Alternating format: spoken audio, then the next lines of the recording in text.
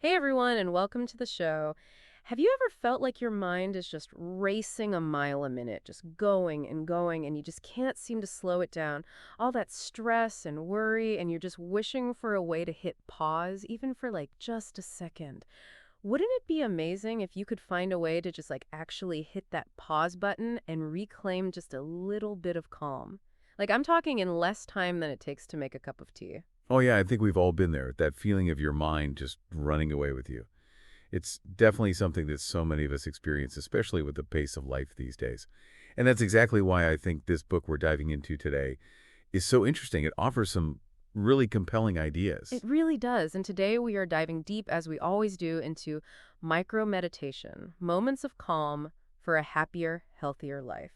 It's by Nicci Roscoe. And just to be clear up front, this isn't some like super intense deep dive into like Eastern philosophy or anything. This is a really practical guide. It is. It's packed with really quick and effective techniques that you can use. It's almost like a first aid kit, but for like your emotions, you Yeah, know? total. So if you're intrigued by this idea, and I mean, who wouldn't want to find these little pockets of peace in their day? Right. Definitely go ahead and hit that like button and subscribe to the channel for more deep dives into tools for a better you. And of course, you can find a link to the book down in the description below so you can check it out on Amazon. Yeah, and I think one of the things that Nietzsche does so well in this book is that she really acknowledges, we don't always have an hour to just sit down and meditate, in the traditional sense. Right. So she's offering these bite-sized tools that you can integrate, right into your day. It's not about escaping from your day to go meditate. It's about changing how you relate to your day moment by moment. It really is. And that's what I love about it. It's these micro meditations. That's what she called them. And that's exactly what they are. It's like these little tiny mental shifts. We're talking often less than 2 minutes. Wow. Just like these little things that can help you to refocus your mind and get a handle on like all those really frustrating feeling that what we all experience, Yeah. whether it's anxiety, overwhelm, like just that sense of being completely buried.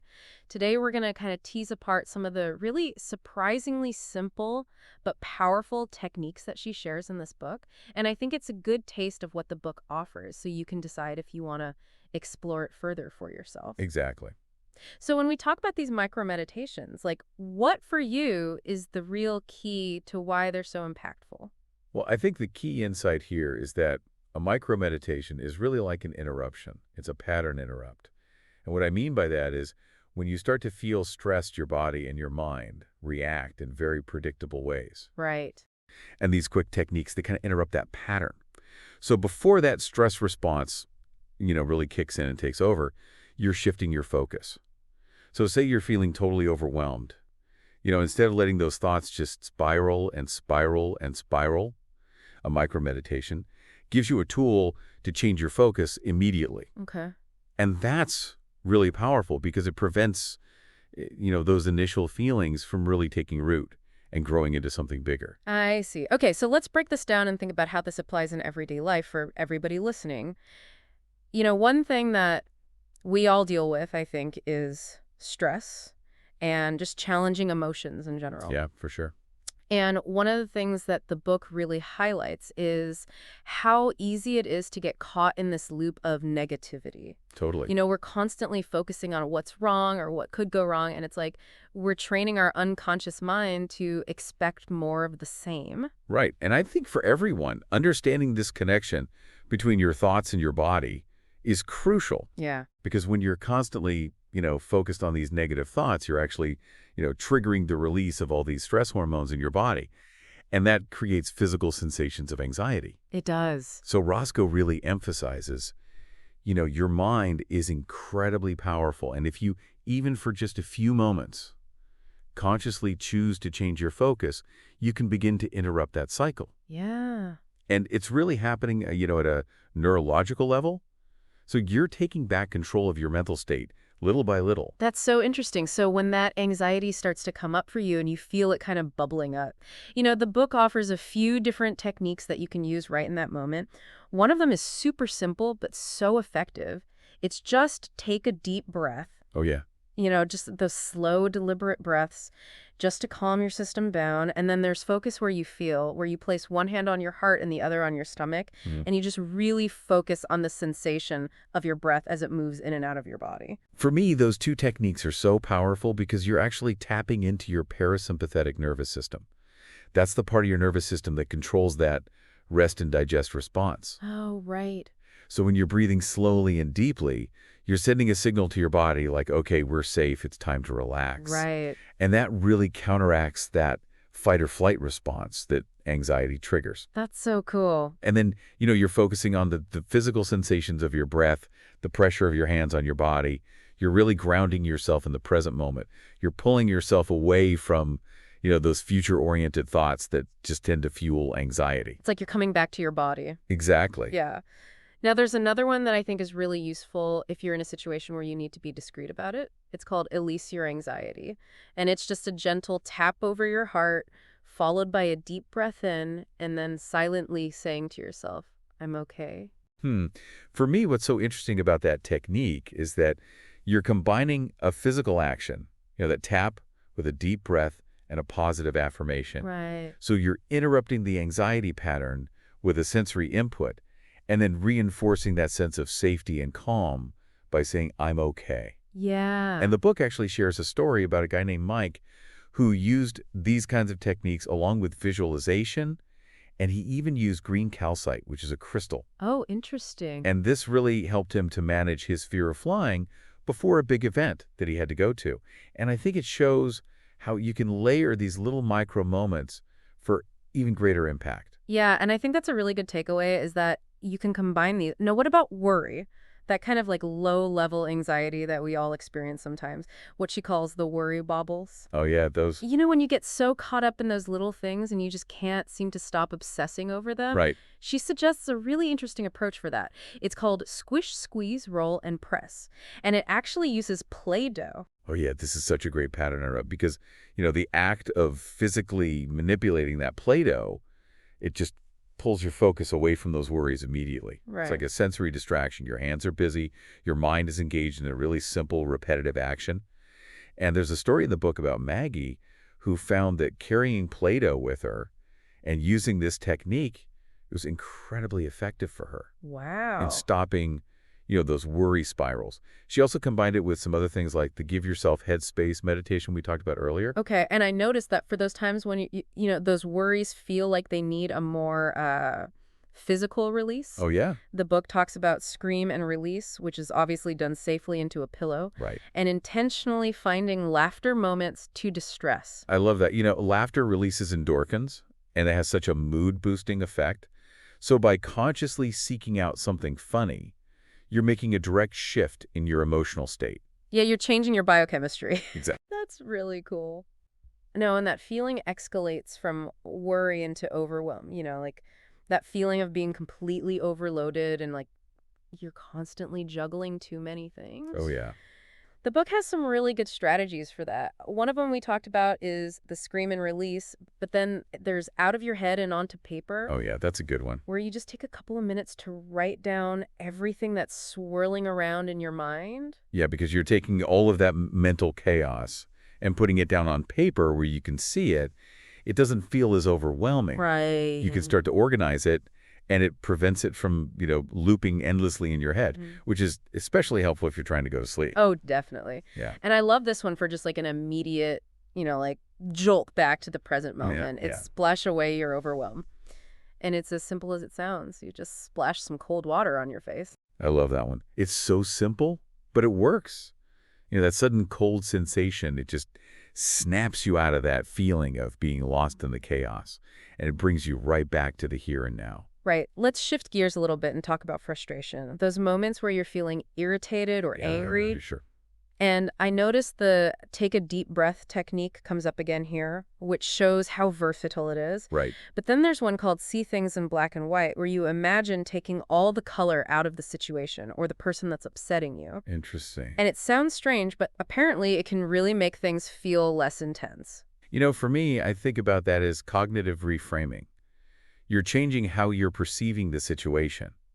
So when you see it in black and white, you create this mental distance. Okay. And that can help reduce that emotional charge so things don't feel as personal and it doesn't upset you as much. So it's like taking the sting out of it. Exactly. Yeah.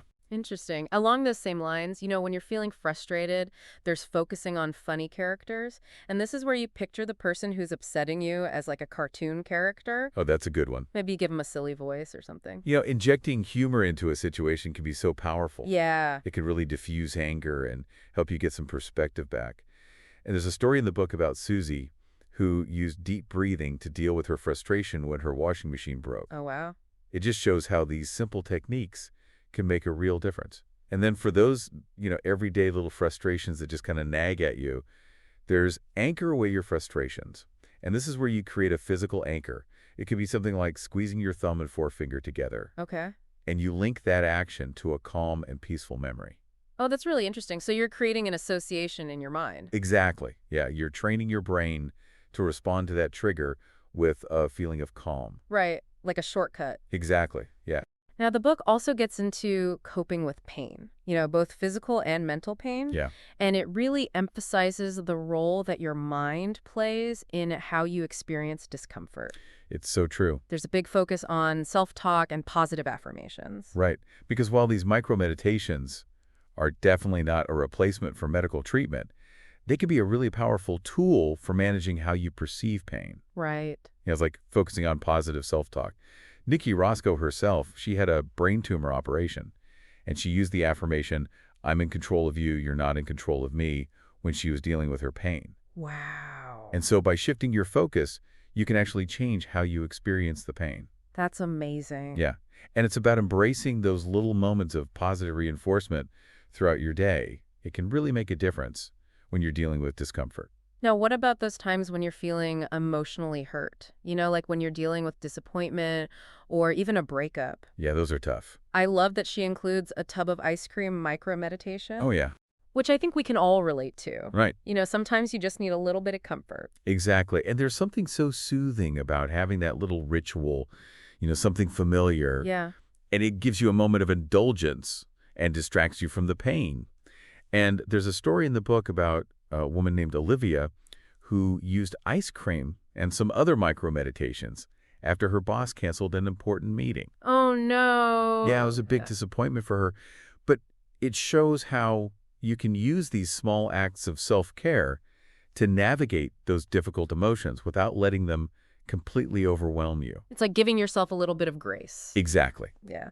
And then finally, in the section on managing emotions, she talks about those time-pressured situations. Those times when you feel like you're just racing against the clock? Yeah, I know those all too well. And she highlights some simple but effective techniques like counting backward from 10 or counting with breath work. I love those.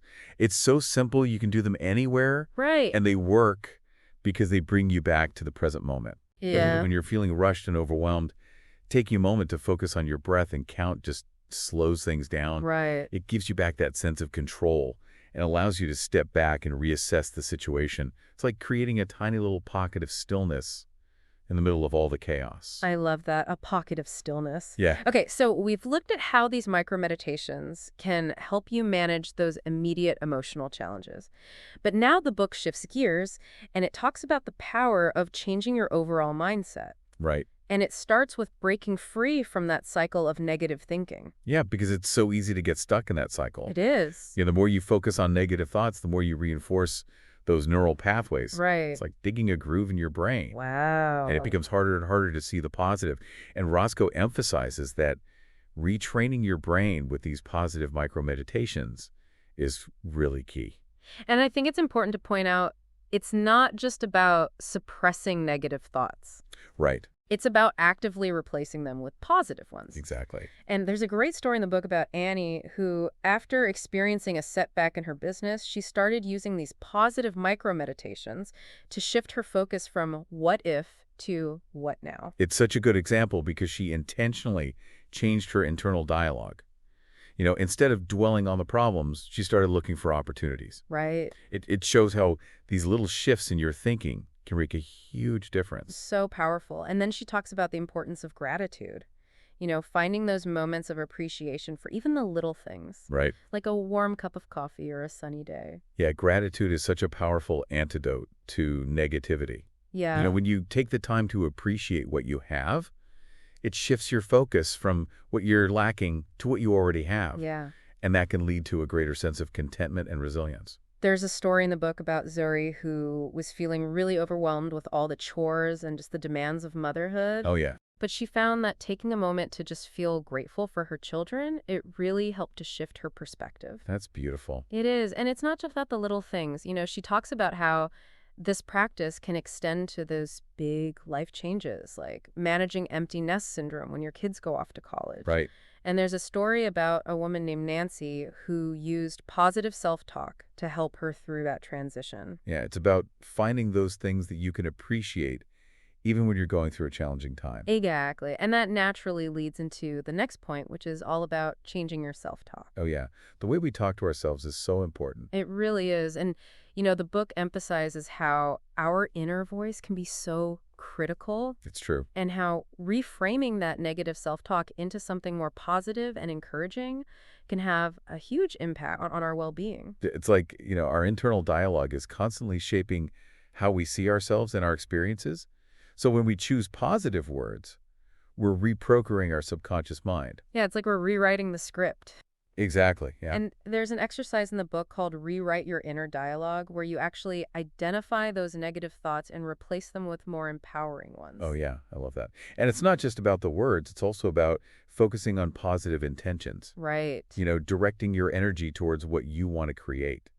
And there's a story in the book about Liz who used this approach to reframe her experience of returning home from living abroad. Oh, interesting. Yeah, she was feeling a bit lost, but she shifted her focus to her career goals. And that helped her to feel more motivated and optimistic. So it's about finding that sense of purpose. Exactly. Yeah. Now let's talk about affirmations. Those positive statements that we repeat to ourselves to kind of reprogram our brains. Oh, yeah. Affirmations are powerful. They are. And I love the give yourself headspace micro meditation where you simply say to yourself, I'm taking care of me. It's such a simple statement, but it creates a mental boundary. Yeah. And it reminds you to prioritize your own well-being. Right. And there's a story in the book about Angie who used the affirmation that was then, this is now, to overcome her anxiety about going to nightclubs. Really? Yeah, it helped her to break free from those negative associations with past experiences. So it's like you're acknowledging that you've grown and changed. Exactly. Yeah. That's great. And the book also addresses how to boost your confidence and manage nerves, in those situations that can trigger anxiety, like public speaking or going on a first date. Yeah, for sure. And it suggests using breathing techniques, counting, and a really interesting visualization called Step Into Your Positive, where you imagine yourself stepping into the persona of someone you admire for their confidence. I love that. It's all about shifting your focus away from your anxieties and stepping into a more empowered state. Right, like you're embodying that confidence. Exactly. And there's a story in the book about Frank who channeled his inner Arnold Schwarzenegger to boost his confidence before a rugby match. That's hilarious. It's a great example of how you can use visualization to tap into a greater sense of self-belief. And there's also a story about Sophia, who used a combination of visualization breathing exercises and positive affirmations to manage her nerves before a first date. Oh, that's sweet. Yeah, it shows how these techniques can be applied to all sorts of situations. And then finally, in the mindset section, she talks about manifesting instant change. And she even shares her own personal experience with finding parking spaces. Oh, yeah, that's a fun one. It is. And she introduces a micro meditation called Manifest in a Moment. Yeah. And it involves visualizing what you want, believing that it's possible, and then cultivating a feeling of gratitude as if you've already received it. It's all about aligning your energy with your desires. Right. Putting that intention out there and trusting that the universe will support you. So it's about more than just thinking it. It's about feeling it. Exactly. So now we get into chapter 3, which is all about finding your calm. Yes. And it starts with embracing nature's distractions and spending time outdoors. Connecting with nature is so beneficial for our well-being. It reduces stress, it improves mood, it helps us to relax. It really does. Yeah, and there are actually studies that show that spending time in nature can even boost your self-esteem. Wow, I didn't know that. Yeah, it's amazing. And the book offers a series of seasonal micro-meditations to help you tap into those benefits no matter what time of year it is. Okay, so for spring, there's the fragrance of spring where you just focus on and appreciate the scents of the blooming flowers. Oh, that's lovely. And then for summer, there's summer nights where you engage all of your senses as you experience those warm breezes and those beautiful summer sounds. It's all about being being present and mindful of those little details that each season brings. Right. And then for fall, there's fall celebration, which is a moment to cultivate gratitude. And then there's a walk in the woods or park where you really immerse yourself in the sights and sounds and smells of the autumn leaves. It's such a beautiful time of year. It is, Yeah. yeah. And then for winter, there's a cup of winter comfort where you just savor the warmth and the aroma of a cozy drink. Oh, yeah.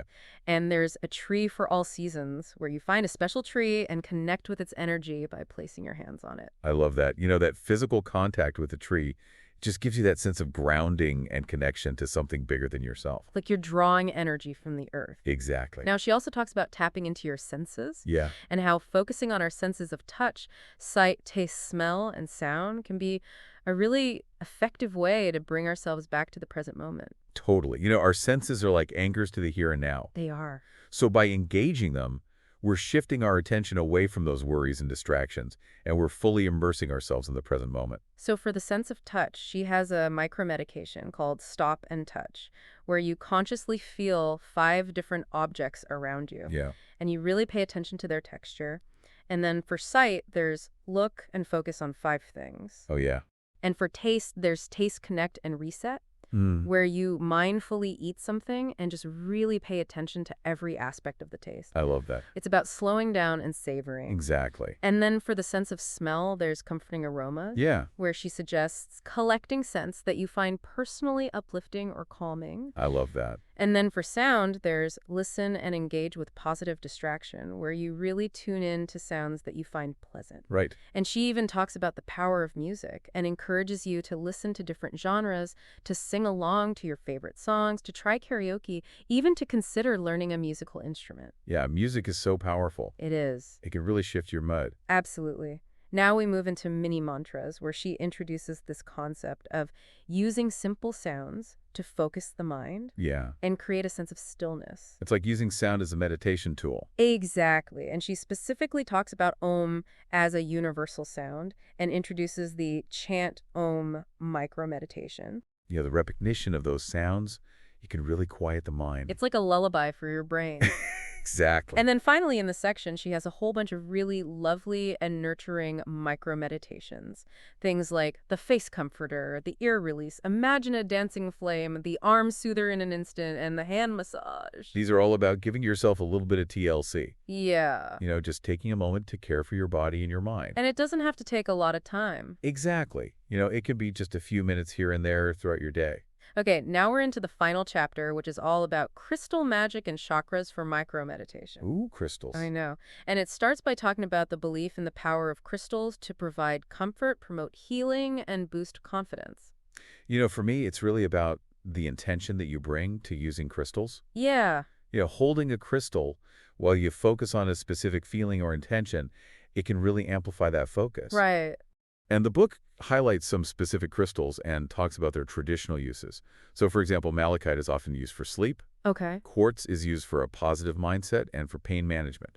Green calcite is known for its calming properties, and it can help with worry. Interesting. And then there are so many others, each with their own unique properties. Right. And she even includes a little visualization for using quartz for pain relief. Oh, yeah.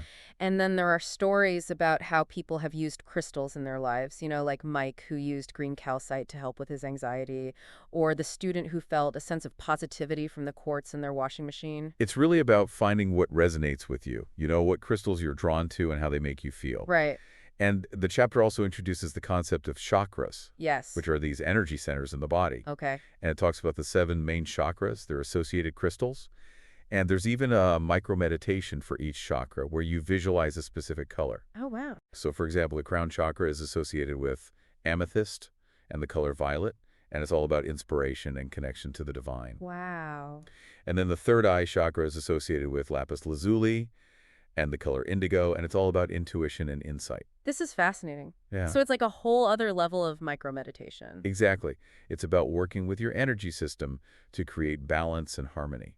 Well, that brings us to the end of our deep dive into micro-meditation, moments of calm for a happier, healthier life. It's been a great exploration. It really has, and I think Nicci Roscoe has done such a wonderful job of presenting these really accessible and effective techniques. Yeah, I love how practical this book is. It's not about spending hours meditating. It's about finding these little moments of calm throughout your day Right. and building your own personal toolkit of micro medications that work for you. Absolutely. So we want to thank you so much for joining us on this journey. We'd love to hear from you.